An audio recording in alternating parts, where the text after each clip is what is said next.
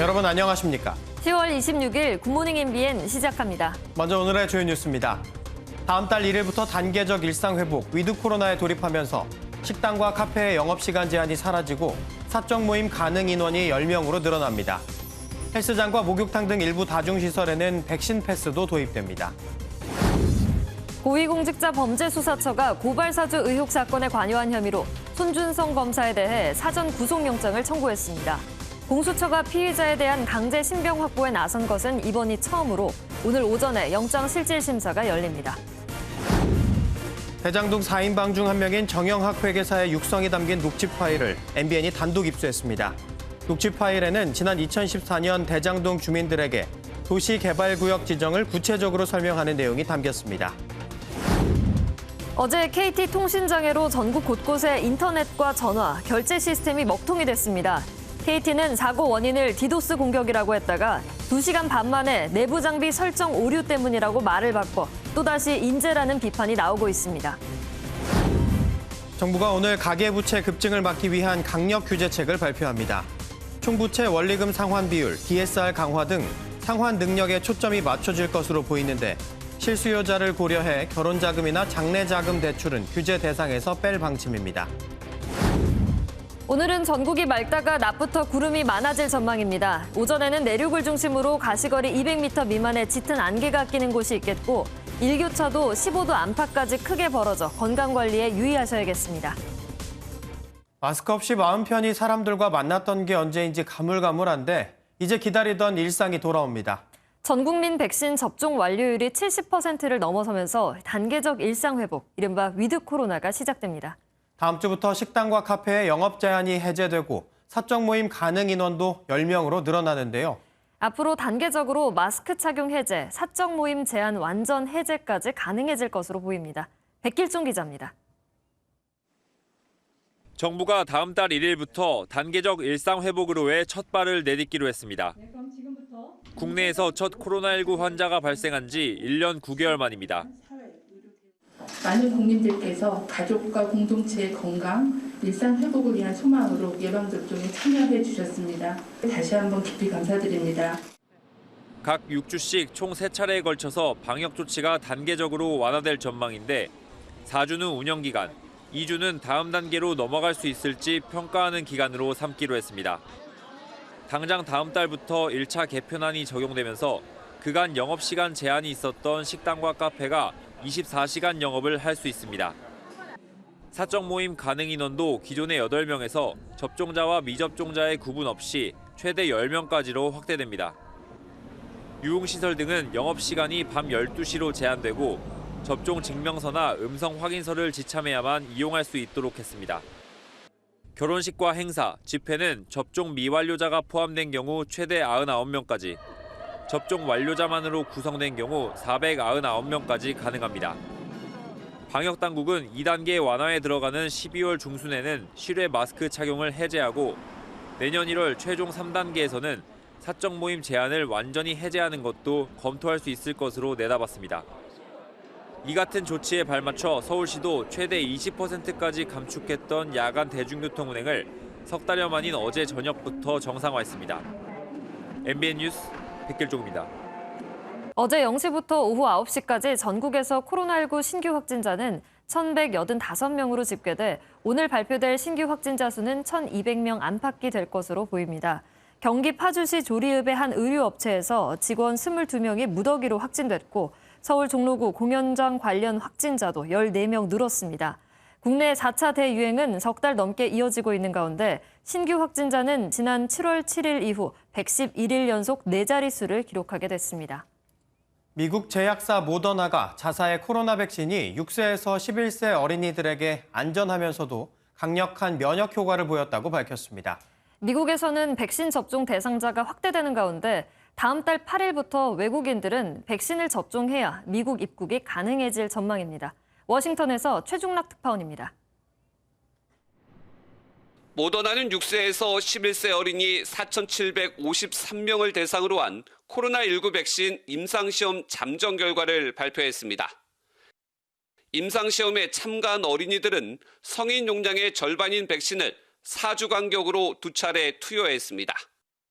그 결과 젊은 성인과 비교해 1.5배 수준의 항체를 생성했다고 모더나 측은 설명했습니다. It shows that that smaller dose is still sufficient for younger kids, that it creates just as strong, if not stronger, of an antibody response. 부작용은 대부분 피로와 두통, 열, 접종 부위 통증으로 가볍거나 보통 수준의 증상으로 나타났습니다. 다행인 것은 심근염과 같은 희귀 부작용 사례는 이번 임상시험에서 보고되지 않았지만 규모 자체가 너무 작았다는 지적도 나왔습니다. 이런 가운데 다음 달 8일부터 항공편을 이용해 미국으로 여행하는 외국인은 코로나 백신 접종이 필수로 바뀝니다. 다만 백신 접종이 아직 확대되지 않은 18세 미만은 적용 대상에서 제외됐습니다. 미 당국의 승인을 받은 백신은 화이자와 모더나, 얀센 등 3종과 아스트라제네카 등 WHO 승인이 난 백신이며 한국인도 음성 확인서 제출과 백신 접종을 완료해야만 탑승할 수 있습니다. 화이자 백신은 12세 미만 어린이들에 대한 접종을 이르면 다음 달 시작할 예정이지만 모더나는 12세에서 17세 접종 대상에 대해서도 아직 승인이 나지 않아서 어린이들 백신 접종은 내년에 가능할 전망입니다. 워싱턴에서 MBN 뉴스 최중락입니다. 오늘 오전 11시 문재인 대통령과 이재명 더불어민주당 대선 후보가 차담 형식으로 회동합니다. 오늘 대선 예비 후보에 등록하는 이 후보가 본격적인 대권 행보를 시작하면서 민주당 선거대책위원회 구성에도 속도가 붙고 있습니다. 이현재 기자입니다. 청와대는 오늘 오전 11시에 문재인 대통령과 이재명 더불어민주당 대선 후보가 회동을 한다고 밝혔습니다. 문재인 대통령은 26일 이재명 후보와 면담을 갖습니다. 면담은 오전 11시 청와대 상춘제에서 차담으로 진행됩니다. 후보 확정 16일 만에 이뤄지는 만남으로 정권 재창출에 대한 이야기가 오고 갈 것으로 전해졌습니다. 대통령 면담 1시간 전인 오전 10시에는 대선 예비 후보 등록을 하는데 박홍근, 박찬대 의원이 대리 등록을 할 예정입니다. 본격적인 대권 행보에 나서는 이 후보는 어제 3년 4개월 만에 경기지사직에서 사퇴했습니다. 퇴임 기자회견에서는 대권에 대한 의지를 드러냈습니다. 5천만 국민의 삶을 책임지는 나라의 대표 일꾼이 되고자 합니다. 새로운 대한민국 공정한 세상으로 반드시 보답하겠습니다. 이 후보 사퇴와 맞물려 민주당 선거대책위원회 구성에 속도가 붙을 전망입니다.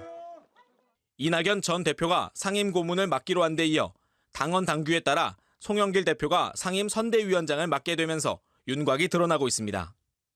하지만 캠프 사령탑인 선대위 총괄 선대본부장을 놓고 지도부가 고심하고 있는 것으로 전해졌는데 민주당은 다음 주 발족을 목표로 구체화 작업에 들어갔다고 밝혔습니다. MBN 뉴스 이현재입니다. 국민의힘 윤석열, 홍준표 후보가 서로 아내를 두고 입씨름을 벌인 데 이어 다가올 경선 여론조사 문항을 두고도 신경전을 벌였습니다. 양측 의견이 평행선을 달리는 가운데 오늘 당 선관위가 결론을 내리기로 했습니다. 우종환 기자입니다. 다음 달 3일부터 이틀간 국민의힘 경선 최종 승자를 뽑기 위한 여론조사가 진행될 예정인 가운데 경쟁력을 따지기 위한 문항을 놓고 윤석열, 홍준표 후보 간 신경전이 치열합니다.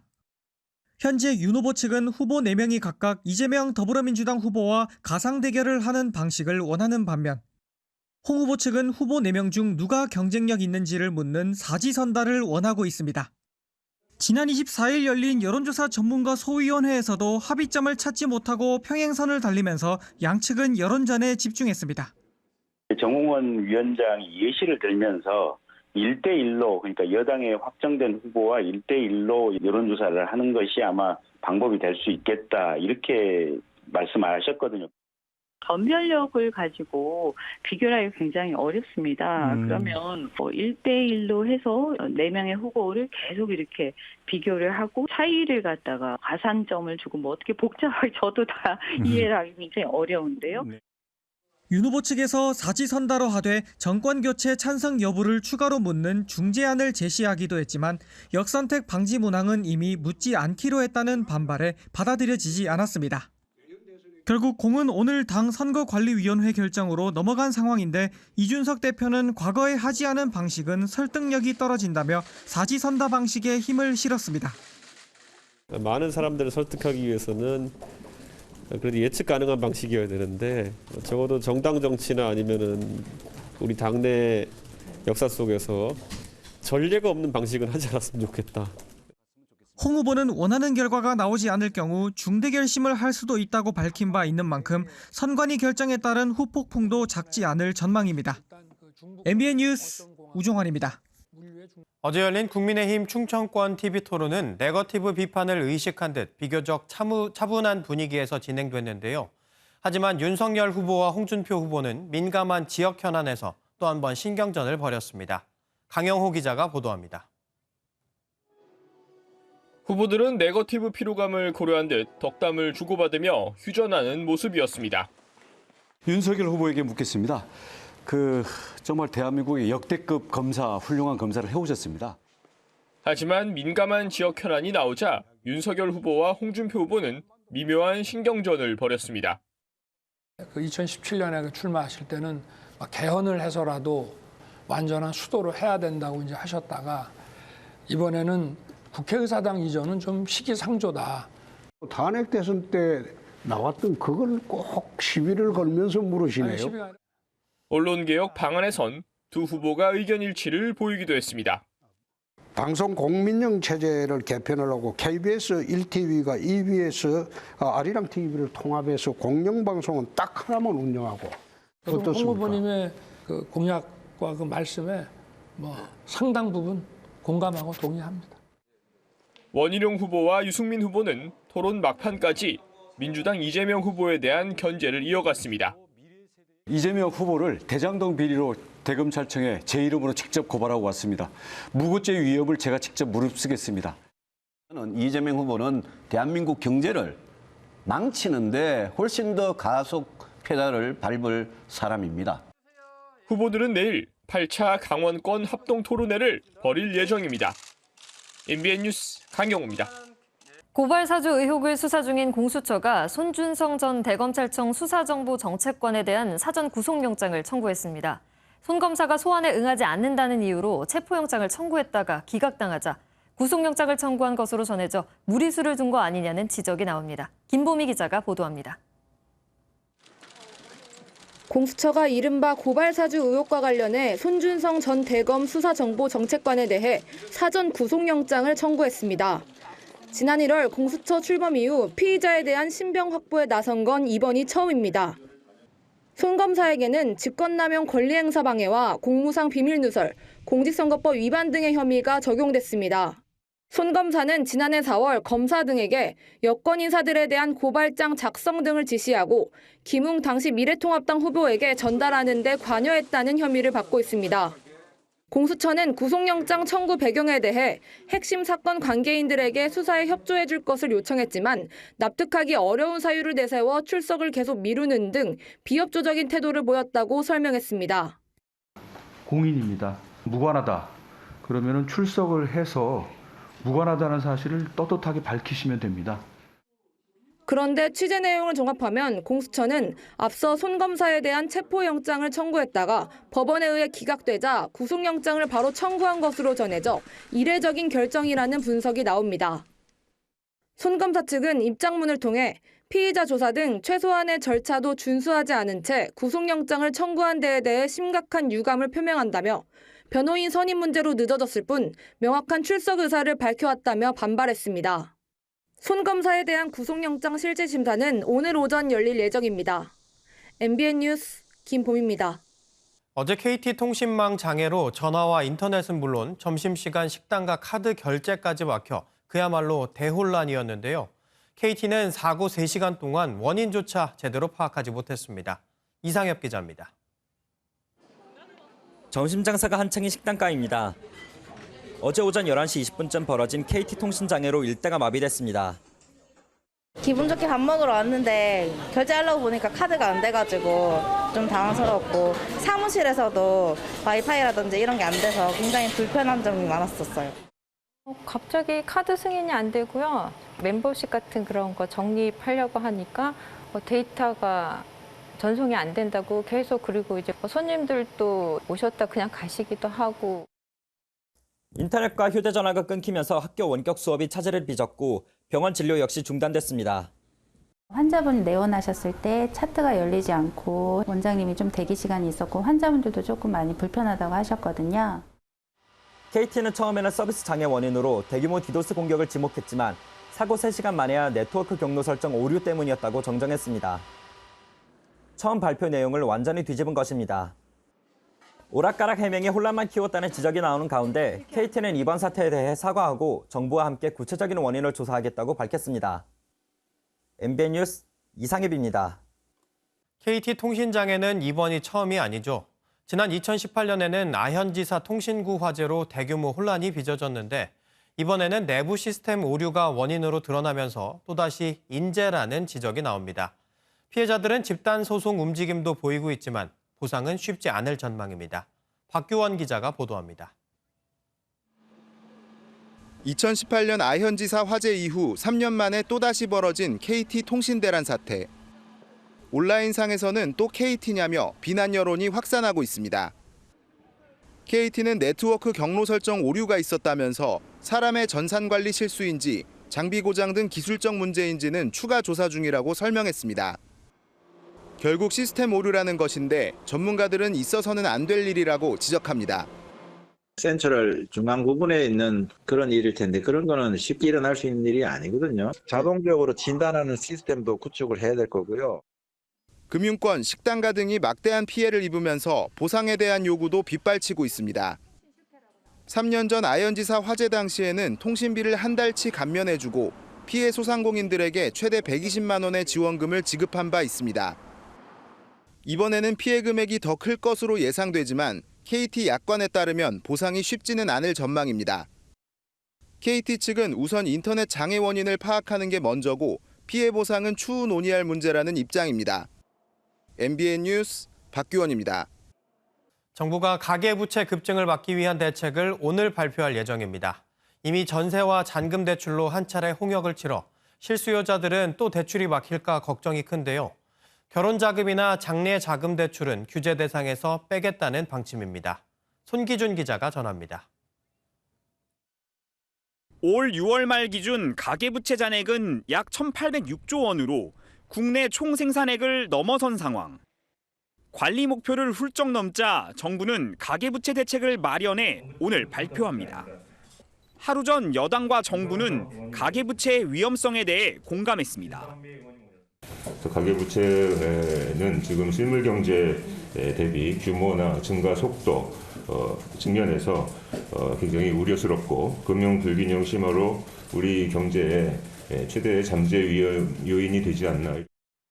가계부채 대책에 포함될 핵심 내용은 DSR 규제가 될 것으로 보입니다. DSR은 총 부채 원리금 상환 비율, 개인의 연소득 대비 상환할 대출 원금과 이자 비율로 일정 비율 안에서 대출 규모가 결정됩니다. 문제는 가계대출을 죄면 돈을 구해야 하는 실수요자의 반발입니다. 이미 전세대출의 경우 거센 반발로 DSR 적용 대상에서 제외된 바 있습니다. 정부는 결혼식이나 장례식을 위해 빌린 돈은 신용대출 한도에서 일시적으로 제외하겠다는 뜻을 밝혔습니다. 하지만 정부의 가계부채 대책으로 대출 심사가 강화되는 등 은행문이 한층 좁아질 가능성이 커 실수요자의 반발은 불가피할 것으로 보입니다. MBN 뉴스 송기준입니다. 정부가 오늘 유류세 인하폭과 적용 시기 등 구체적 방안을 발표합니다. 정부는 내년 3월 중순이나 4월 중순까지 유류세를 15% 인하하는 방안을 유력하게 검토 중인 것으로 알려졌습니다. 유류세가 15% 인하되면 휘발유는 리터당 123원, 경유는 리터당 87원 인하 효과가 발생하게 됩니다. 카카오페이의 일반 투자자 대상 공모 청약 첫날 약 2조 원의 증거금이 몰린 것으로 나타났습니다. 금융투자업계에 따르면 카카오페이 상장 대표 주관사인 삼성증권 등 4개 증권사가 일반 청약을 받은 결과 어제 오후 10시 기준 증거금은 1조 9,854억 원으로 추산됐습니다. 청약 주식수 기준으로 경쟁률은 약 10.4대 1로 집계됐습니다. BTS가 1년 만에 온라인 콘서트로 팬들과 만났습니다. 공연에서 곧 만나자고 했던 BTS의 말처럼 위드 코로나로 K-팝 콘서트가 전 세계를 다시 누빌 채비를 하고 있습니다. 정설민 기자가 보도합니다. 흰 옷을 입은 7멤버가 새창살에 갇힌 듯한 모습으로 등장합니다. BTS를 상징하는 보라색 풍선과 함께 흥겨운 춤을 선보입니다. BTS가 1년 만에 전 세계 팬들과 온라인으로 만났습니다. 옆에 사람 없으니까 이 잘 보일 필요도 없이 이 춤도 좀 주시고 미친 듯이 이렇게 한번 또 즐겨보기도 하시고. 2년 전 같은 장소에서 5만 명이 모인 가운데 노래를 불렀지만 이날 관객은 카메라가 전부였습니다. 하지만 전 세계 197개국 방구석 팬들이 함께 노래하고 함께 춤을 췄습니다. K-팝 최초로 빌보드 싱글 차트 1위에 오른 다이너마이트 등 24곡을 선보였는데 특히 보고 싶다를 반복하는 봄날은 팬들의 가슴을 울렸습니다. 정말 봄날 가사대로 조만간 여러분들을 만나러 갈 테니까 조금만 기다려주시고. 실제 BTS는 다음 달 27일에서 28일 미국 LA에서 2년 만에 오프라인 콘서트를 갖습니다. 몬스타엑스도 내년 1월 미국과 캐나다 투어에 나서고 세븐틴과 트와이스도 팬들과 만날 준비를 하고 있습니다. 위드 코로나 시대와 함께 K-팝 콘서트가 벌써 전 세계 팬들을 설레게 하고 있습니다. MBN 뉴스 정사희민입니다. 어제는 고종 황제가 독도를 대한제국 관할구역에 명시한 것을 기념하는 독도의 날이었습니다. 일본의 독도 관련 망언에 앞서 도심에서는 기념 퍼포먼스가 열렸고 독립운동가들이 나선 광고가 공개돼 관심을 모았습니다. 임성재 기자가 보도합니다.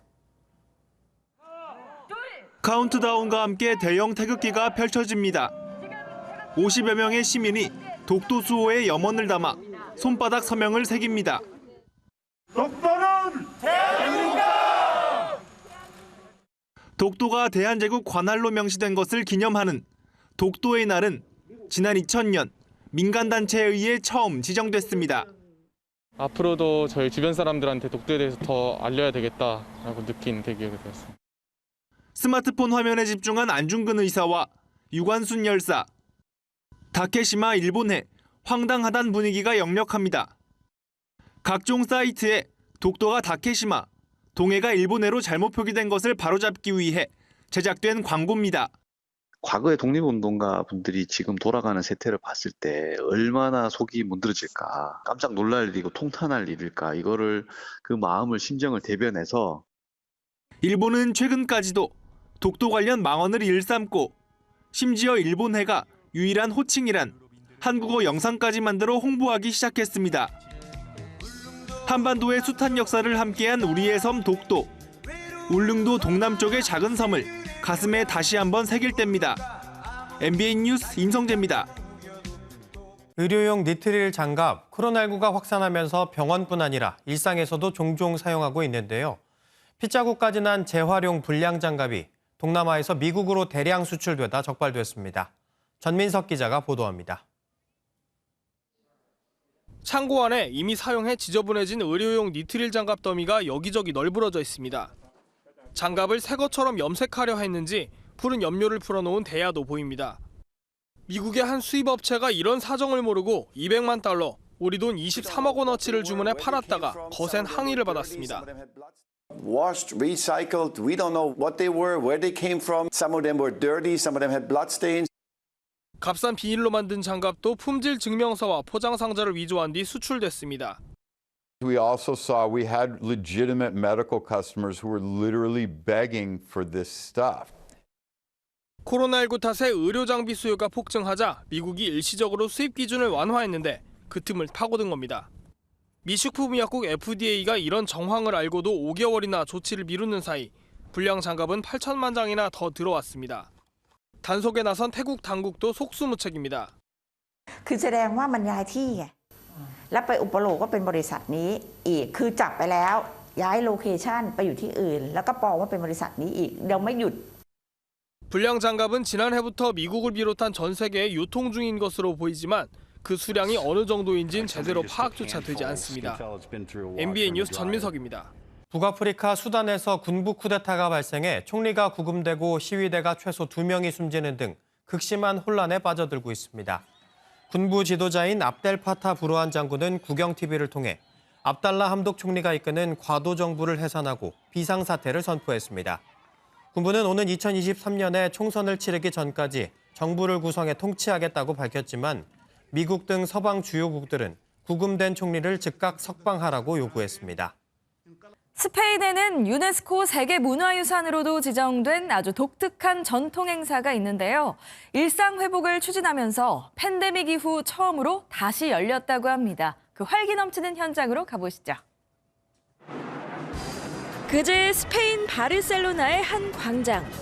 빨간 옷에 하얀 바지를 착용한 사람들이 촘촘히 팔을 뻗어 모으더니 그 위로 차곡차곡 탑을 쌓아갑니다.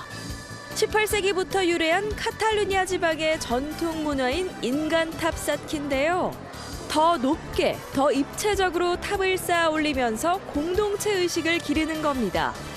팬데믹 이후 15개월 만에 다시 열렸는데 참가자들은 미리 코로나19 검사를 받고 마스크를 써야 했다네요. 누군가 다짜고짜 내 뺨을 때린다면 기분이 어떨까요? 아마 만감이 교차하지 않을까 싶은데요. 이런 황당한 일이 실제로 벌어졌습니다.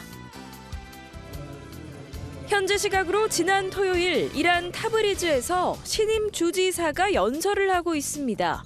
그때 단상으로 누군가 올라오더니 다짜고짜 뺨을 때립니다. 당황해 뒷걸음치는 주지사를 밀치기도 하는데요. 건장한 경호원들이 곧바로 올라와 가해 남성을 끌어냅니다. 현재 언론에 따르면 가해자는 군인인 것만 알려졌을 뿐 범행 동기는 불분명하다는데요. 주지사도 해당 남성을 모른다는 입장이라는데 조사가 좀 더 필요해 보입니다. 그런가 하면 터키에선 아름다운 경치를 배경으로 충돌 사고가 일어났습니다. 땅 위에서도 하늘에서도 전방 주시는 필수입니다. 지난 24일 터키의 휴양지로 유명한 올루데니즈. 하늘에서 패러글라이더 2대가 서로 엉키더니 결국 뱅글뱅글 돌며 바다로 추락합니다. 올루데니즈는 에게해와 해변 경치로 패러글라이딩 명소로 꼽히는 곳인데요. 국제 패러글라이딩 대회가 열려 60개국 2천여 명이 참가한 상황이었습니다. 이 사고로 우크라이나인을 포함해 총 3명이 부상을 입었지만 해양구조대가 즉시 출동해 병원으로 이송했다고 합니다. 지금까지 굿모닝 월드였습니다. 출근길 안개가 짙습니다. 현재 지도상에 드러나진 않지만 전국 곳곳에 가시거리 200m 미만으로 시야 확보가 어려운 곳이 많은데요. 오늘 오전까지는 짙은 안개 주의해 주시기 바랍니다. 해가 나며 안개는 점점 걷히겠고 오늘도 완연한 가을 하늘이 펼쳐지겠습니다. 서울은 현재 7.7도, 한낮에는 19도까지 올라서요. 전국 대부분 지역의 아침 기온은 한 자릿수로 출발을 하겠고 또 한낮에는 20도 안팎까지 껑충 뛰어오르겠습니다. 대부분 지역의 일교차가 10도 이상, 특히 남부 내륙은 일교차가 15도 안팎으로 크게 벌어져 건강관리가 필요해 보입니다. 오늘 전국이 맑다가 오후부터 차차 구름의 양이 많아지겠고요. 내일 새벽 사이에는 수도권과 강원 영서, 충청 북부 등 중서부 지역을 중심으로 5mm 미만의 약한 비가 내리겠습니다. 그동안 청정한 대기질의 완연한 가을을 즐기기 좋으셨죠. 하지만 오늘 오전에는 경기 남부와 충청, 또 전북에 일시적으로 대기질 나쁨 수준을 보이겠습니다. 오후에는 다시 맑은 공기를 회복하겠지만 내일 다시 미세먼지 농도 짙은 곳이 많겠습니다. 현재 기온은 서울이 7.7도, 대전은 5도로 출발을 하겠고요. 오늘 한낮에는 서울이 19도, 광주와 창원 20도, 부산은 22도까지 올라서 어제보다 조금 높겠습니다. 당분간 맑은 가운데 아침 저녁으로는 쌀쌀하고요. 한낮에는 포근한 가을 날씨가 이어지겠습니다. 지금까지 날씨 전해드렸습니다.